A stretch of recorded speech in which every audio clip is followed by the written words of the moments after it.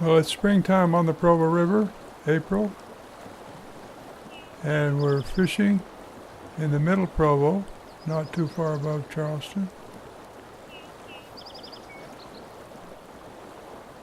This not much hatch today, so we're nymphing with very, very small midge people and things. Becky's got one on. Whoop, got off. There's an example of shouldn't be reeling. There's another one. This time, coaching. Well, we quite often have to tell people, keep your hand off the reel. Because the fly reel, if you hold the handle, the drag doesn't work. And so, this video is an example of a beginner, at least well, Becky's not a beginner fisherman, but she's a beginner bounce rig fly fisherman. So we're showing, I've got the okay from her to show the mistakes, okay? Now she's mending, that's good. That is flipping the line above the, upstream from the float. She's paying attention to the float. She's from there giving her instruction.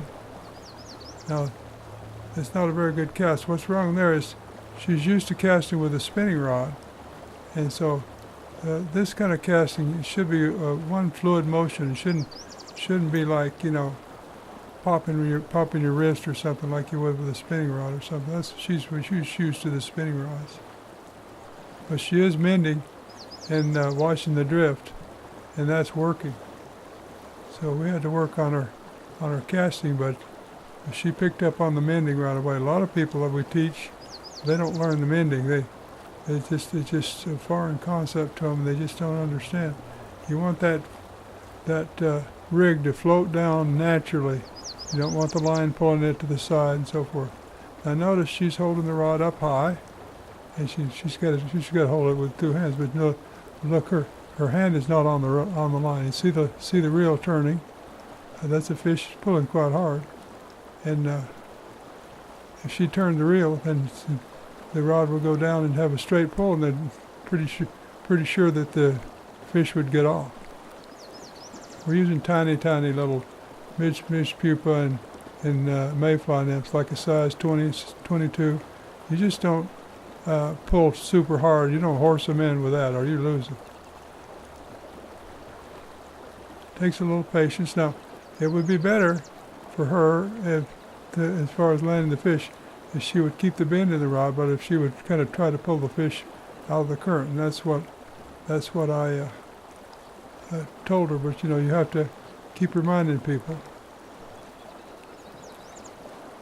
If they're in the current and you're holding straight up like that, they can stay there a long time.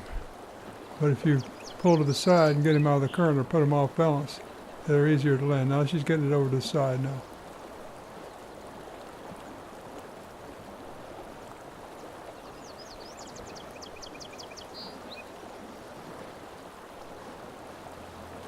This fish is fighting pretty hard. She had been catching smaller fish, you know, especially catching some little white fish and so forth. And well, you know, and this is a better fish. This is a brown trout. And she's reeling when she's told to reel.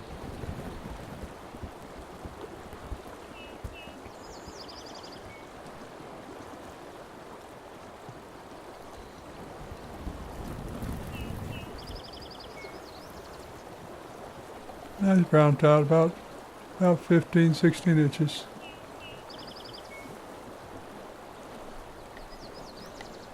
We're in the Provo River.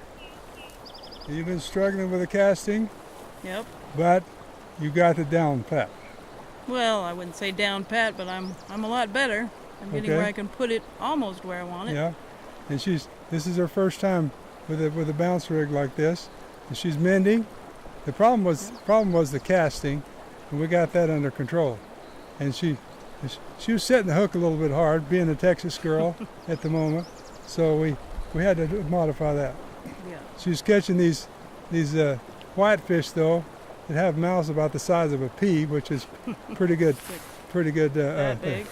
But then we hooked that last fish, and I thought it was a whitefish. Did you think it was a whitefish? Yeah, I couldn't tell. It didn't pull very hard, but it was bigger than Yeah, than well, I he was thought. just yeah. fighting the current, and then when he did start pulling, a whitefish would have shook his head a lot. That fish didn't. So we're on the Provo River. What's the date today? April 4th, April the 4th, 2019. 2019. This is my daughter Becky. I have 3 other daughters, and they're all here in Utah at the moment. And my son lives here, and she breeds true. She's a fisherman. Okay. She's the only one that showed up today. And that's well. The others, they had something else. They're gonna tomorrow. We'll see if they do. We'll see if they do this good. So